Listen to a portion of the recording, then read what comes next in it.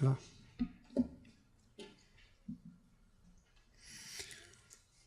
On m'a demandé de faire 2 actes pour ce petit rassemblement. D'abord, une petite prière et ensuite un petit mot. Alors, nous allons commencer par la petite prière. C'est ce qui frappe en rentrant dans la salle ici, c'est bien sûr les carillons du Sacré-Cœur, le drapeau du Québec et le Sacré-Cœur dessus. Je crois que ça résume vraiment le thème de ce que je vais dire après. Alors, la prière que la feuille qui vous a été distribuée par M. Cormier-Denis, ça vient de la prière qu'on appelle l'Absoute. Les anciens, les cheveux blancs parmi vous, se rappelleront des prières qui ont lieu à la fin, dans la messe en latin, après la messe. Des prières autour du cercueil, avant d'accompagner le cercueil en dehors de l'église jusqu'au cimetière. Et il y a des prières qu'on dit quand le corps est présent, et puis il y a des rubriques spéciales quand le corps est absent. Et alors, ce que vous avez ici, bon, je vais vous dire la première partie, je vais la dire en latin, puis ensuite on passera à l'anglais. Vous pouvez suivre le latin. Ceux qui sont musiciens parmi vous, qui aiment le chant grégorien, se rappelleront du Libérame. Libérame Domine. Un chant très solennel que l'on fait justement après la messe des funérailles. Alors, je proposerais que vous vous leviez pour la prière. Au nom du Père, du Fils et du Saint-Esprit, ainsi soit-il. Donc, vous avez la page qui commence avec « Délivre-moi, Seigneur ». Liberame Domine de morte eterna, indie illa tremenda, quando celi movendi sunt et terra, dum veneris judicare seculum perignem, tremens factus sum ego et timeo, dum discussio venerit atque ventura ira, quando celi movendi sunt et terra. Dies ire illa, dies ire, calamitatis et miserie, dies magna et amara valde, dum veneris judicare seculum perignem. Requiem aeternam dona eis Domine, et lux perpetua luceat eis. Liberame Domine de morte aeterna indie illa tremenda, quando celi movendi sunt et terra, dum veneris judicare seculum per ignem. Seigneur, ayez pitié de nous. Ô Christ, ayez pitié de nous. Seigneur, ayez pitié de nous. Et on dit en silence le Notre Père.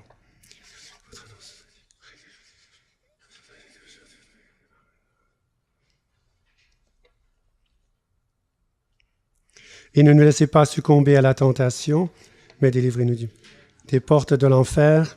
Éloignez son âme, Seigneur, qu'il repose en paix. Amen. Seigneur, écoutez ma prière et que mon appel parvienne jusqu'à vous. Le Seigneur soit avec vous, avec votre esprit. Prions.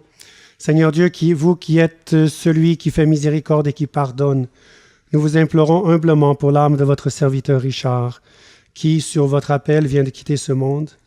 Ne le livrez pas aux mains de l'ennemi, ne l'oubliez pas pour l'éternité, mais ordonnez à vos anges de le recevoir et de le conduire au ciel, sa patrie. C'est en vous qu'il a mis sa foi et son espérance, qui n'est pas à endurer les peines de l'au-delà, mais qu'il entre en possession des joies éternelles. Ainsi soit-il. Donc le prêtre dit cette prière-là, et ensuite on conduit le cercueil jusqu'à la porte de l'église et on chante le In Paradisum. In paradisum, que les anges te conduisent au paradis, que les martyrs t'accueillent à ton arrivée et t'introduisent dans la Jérusalem du ciel, que les anges en cœur te reçoivent et qu'avec celui qui fut jadis le pauvre Lazare, tu jouisses du repos éternel. Ainsi soit-il. Au nom du Père, du Fils et du Saint-Esprit, vous pouvez vous asseoir.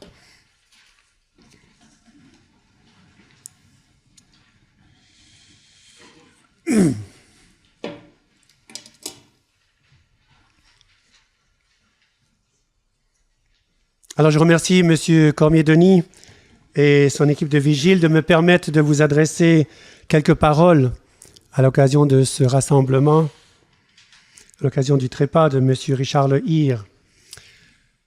La vérité vous délivrera. Chacun connaît l'histoire de Diogène, parcourant Athènes avec sa lanterne et éclairant tout le monde au visage, et en plein midi.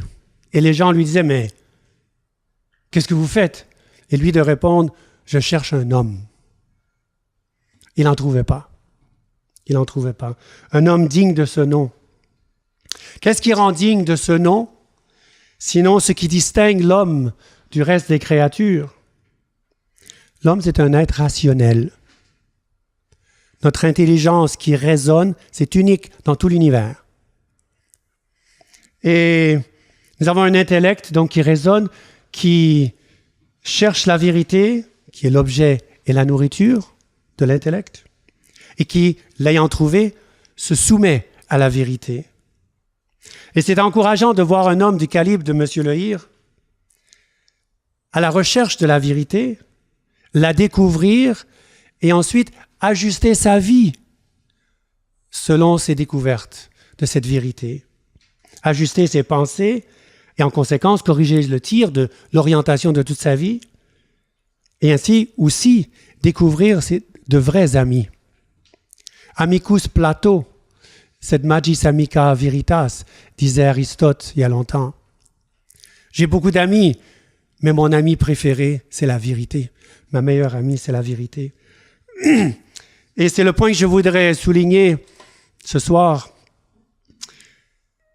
Car c'est important et encourageant de voir des hommes dans notre société canadienne-française, des hommes qui montent au créneau du château fort de la vérité. C'est ce qui manque. Je vous entends déjà, mais quelle vérité? La vérité, c'est la réalité. C'est les choses telles qu'elles sont. Rien d'autre, en tout domaine, que ce soit domaine philosophique, domaine médical ou domaine historique, religieux, et ainsi de suite. Je n'ai pas bien connu M. Lehir, puisque j'étais absent pendant de longues années du Québec, mais ayant revenu en 2014, je me suis intéressé un petit peu à ce qui se passait au Québec, puis voulant aussi un peu rentrer dans ce combat. Alors, la Providence l'a conduit jusque chez nous, à Saint-Césaire. Et il est venu aussi à un de nos petits congrès que nous avons organisés, nous avons chaque année, les Journées québécoises du Christ-Roi. Ayant parcouru certains de ses articles sur le site de Vigile Québec, j'ai trouvé justement ce chemin, cette découverte de la vérité. C'est assez impressionnant, surtout pour un qui n'était pas là dans les années 80-90. Le 26 mars 1997, à l'Assemblée nationale, M. Lehir, député d'Iberville, propose une motion qui demande que soit condamné le nationalisme éthique sous toutes ses formes et l'utilisation par qui que ce soit de ces thèmes, de ses stratégies et de son langage. Voilà la motion qu'il proposait. Et dans son intervention, il dit, je cite, « Notre histoire à cet égard récèle quand même quelques pages assez tristes et même gênantes. Il y a eu des propos qui ont été tenus à une certaine époque par une frange d'intellectuels catholiques au Québec, à la tête desquels on trouvait le chanoine Groux. » 1997. 20 ans plus tard, presque jour pour jour, le 22 mars 2017, il tient un tout autre discours dans un de ses articles. Tout d'abord, de façon très symbolique, il commence son article par une citation en exergue du chanoine Groux. Il y a eu un revirement à 180 degrés. Mais désormais, il l'admire. Il commence son article. « J'ai longtemps souscrit à la narration que l'Église s'était compromise avec les Anglais et de ce fait nous avait trahis. C'était avant que j'entreprenne la lecture de notre histoire à partir de la grille géopolitique. Depuis, je suis arrivé à une autre conclusion, à partir d'une question qui permet de départager l'essentiel de l'accessoire quand on aborde notre histoire. Qu'est-ce qui fut nécessaire pour que notre nation française en Amérique survive au vent contraire de l'histoire? Ensuite, il va développer et il arrive à la conclusion. Donc c'était en 2017, l'année passée. Pour une première fois depuis 1759, la nation est en danger réel. Ce qu'il faut constater, c'est que notre demi-État semble sur le point de faillir là où l'Église avait réussi, c'est-à-dire sur l'essentiel, la progression et la cohésion de notre nation. Mis à part les anecdotes et les faux choix, il en cite quelques-uns, l'Église de Rome, comme institution politique, a joué un rôle historique déterminant dans l'existence même de notre nation. Simple constat géopolitique 101, non, l'Église ne nous a pas trahis, au contraire, elle nous a sauvés. Fin de citation. Alors c'est admirable de voir un homme mûr qui a eu toute une carrière, même politique, avoir l'humilité de changer ses idées sur l'histoire de notre nation, sur la vérité historique de sa patrie. Parce que la fondation du Canada français est vraiment unique dans l'histoire du monde, vraiment unique. Ayons la fierté de le dire. Ce fut la civilisation catholique et française. Quand on lit attentivement les textes officiels, les écrits des pères fondateurs, les Samuel de Champlain, les Jérôme le Royer de la Dauversière, Marie de l'Incarnation et tant d'autres, nos martyrs canadiens, on est époustouflé de voir comment Dieu lui-même est intervenu dans le développement de Québec et surtout dans la fondation de Montréal, de Ville-Marie, pour ne citer que 2 exemples. Ne l'oublions jamais, comme le dit M. Lehir, la progression et la cohésion de notre nation a réussi grâce à l'essentiel. Et c'est quoi l'essentiel? C'est la foi catholique. Nous sommes un peuple catholique. Nous avons un patrimoine catholique. Ne divorçons jamais ces 2 termes. Soyons vrais, soyons honnêtes, soyons logiques. Si nous voulons réussir dans notre combat pour sauver le patrimoine, nos valeurs, nos institutions, nos mouvements, nos crucifix, le nom de nos villages, le nom de notre fleuve, il faut que ce soit un combat pour la foi catholique. C'est l'âme du patrimoine. Le patrimoine a un corps et il a une âme. Soyons logiques dans la vérité. Rappelez-vous, qu'est-ce qu'un homme? C'est un homme rationnel, qui raisonne, qui arrive à des conclusions. Dans la vérité et dans la morale aussi, car la morale suit la doctrine. Agere sequitur esse, on dit en philosophie. On agit comme on est, selon notre nature. Et la crise morale que nous vivons au Québec en ce moment, dans notre belle province, vient de l'abandon de la vérité doctrinale. C'est clair. Si la famille, par exemple, ne vient pas de Dieu, d'où vient-elle? Des hommes. Si elle vient des hommes, les hommes peuvent la redéfinir. Tout tombe par terre. Et cela est faux. La famille est quelque chose de naturel. Donc, elle vient de Dieu. Et ce que Dieu a uni, que l'homme ne le sépare pas, ne le redéfinisse pas. Or, la belle famille canadienne-française fut la souche et la force de notre peuple. C'est connu dans le monde entier. Même dans les écrits des papes, on parle des familles canadiennes. C'était nos belles grandes familles, c'était extraordinaire. Malheureusement, en tout cela, nos évêques d'aujourd'hui ne nous aident pas. On aurait besoin aujourd'hui d'évêques tels Monseigneur de Laval, Monseigneur Laflèche, Monseigneur Bourget, pour remonter notre société. C'est ce qui manque. Monseigneur Marcel Lefebvre, le fondateur de la Fraternité Saint-Pédis, dans un sermon historique en 1979 devant 20 000 personnes à Paris, lançant une croisade des chefs de famille qui ont une grande responsabilité dans la crise religieuse et dans la crise sociale que nous vivons. Et ce qu'il disait aux Français, il le dit aux Canadiens français. C'est pour ça que je vais vous citer quelques lignes. Vous, chefs de famille, vous n'avez pas le droit de laisser votre pays envahi par le socialisme et le communisme. Et aujourd'hui, il ajouterait l'islam. Vous n'en avez pas le droit ou vous n'êtes plus catholique. Vous devez militer au moment des élections pour que vous ayez des maires catholiques, des députés catholiques, et qu'enfin la France, ou la Nouvelle-France, et la Nouvelle-France, redeviennent catholiques. Ce n'est pas faire de la politique, cela. C'est faire de la bonne politique.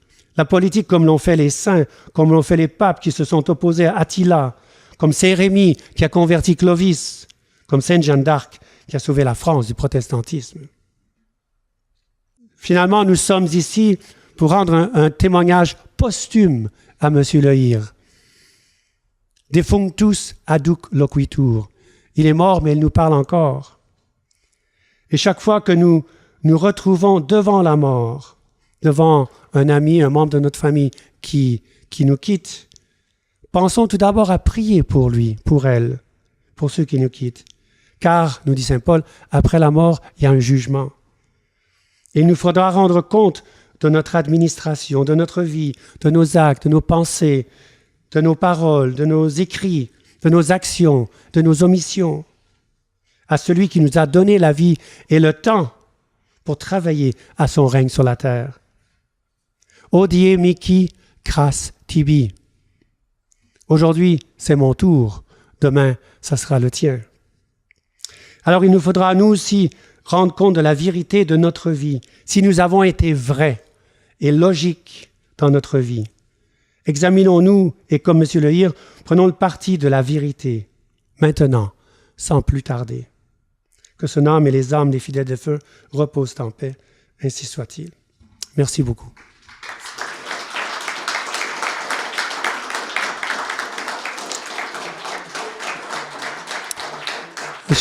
Je voudrais ajouter un petit mot à la demande de M. Cormier-Denis.